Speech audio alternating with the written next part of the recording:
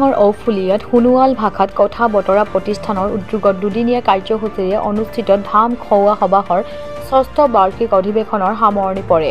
ধাম খোৱা সভা অৰ্থ হৈছে একেলগে গোট হৈ কৰা সভা।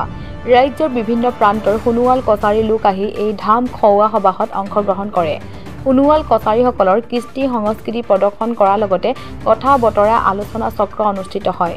সোণোৱাল কছাৰীসকলৰ মাজৰ পৰা হেৰাই যাবলৈ ধৰা সোণোৱাল কছাৰী ভাষাটো পুনৰুদ্ধাৰ কৰাৰ উদ্দেশ্য সোণোৱাল ভাষাত কথা বতৰা প্ৰতিষ্ঠানৰ উদ্যোগত ধাম খোৱা সভা অনুষ্ঠিত কৰি আহিছে।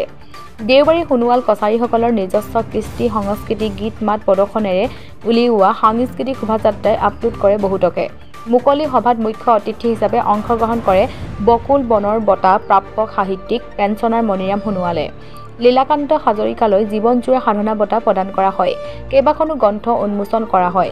নিশা সোণোৱাল কছাৰীসকলৰ কৃষ্টি প্ৰদৰ্শন আৰু কণ্ঠশিল্পী দীপ দিহিঙৰ অনুষ্ঠানেৰে সামৰণি পৰে ধাম খোৱা সভা। একচুৱেলি আমাৰ এইটো এক ব্যতিক্ৰমী অনুষ্ঠান বুলি কৈছে হয়।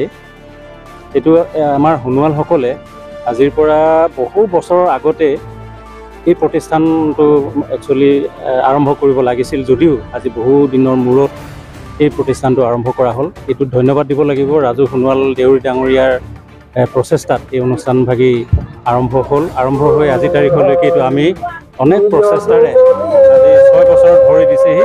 এই 6 বছৰত আমি বহুতখিনি কৰিবলৈ সক্ষমো হৈছোঁ বুলি ভাবিছোঁ আৰু অনাগত দিনত নিশ্চয় এনেকুৱা ধাম খোৱা সভা প্ৰকৃততে আমাৰ সোণোৱাল যিটো ভাষা সোণোৱাল ভাষাটো উদ্ধাৰ কল্পেহে এইটো অপ্ৰাণ প্ৰচেষ্টা। এই প্ৰচেষ্টাটো আমাৰ অব্যাহত থাকিব।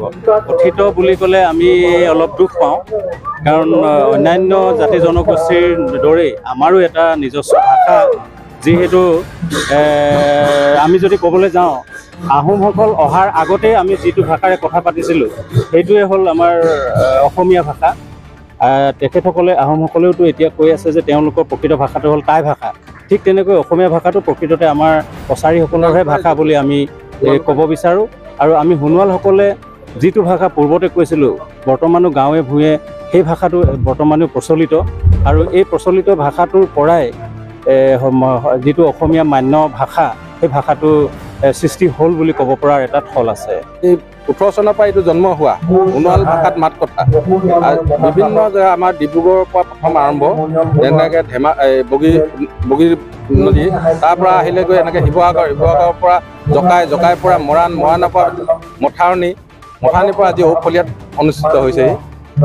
মানে এইটো প্ৰথম আৰম্ভণি ফেচবুকৰ পৰা সঁহাৰি আৰু সোণোৱাল জাতিটোক নিজৰ ভাষা কৃষ্টি চবেই যুঁজি সাংস্কৃতিক বিষয় লৈ চবেই যুঁজিবলৈ চবেই ওলাই আহিছে দেহে কেহে। আজি আমাৰ ইয়াত এনেকুৱা এটা যিটো একদম সৰু ফেচবুকৰ পৰা এনেকৈ হেৰি হৈ ডাঙৰ হৈ আজি আমি এটা বিশাল পৰিৱেশত কৰিব পৰা হৈছে।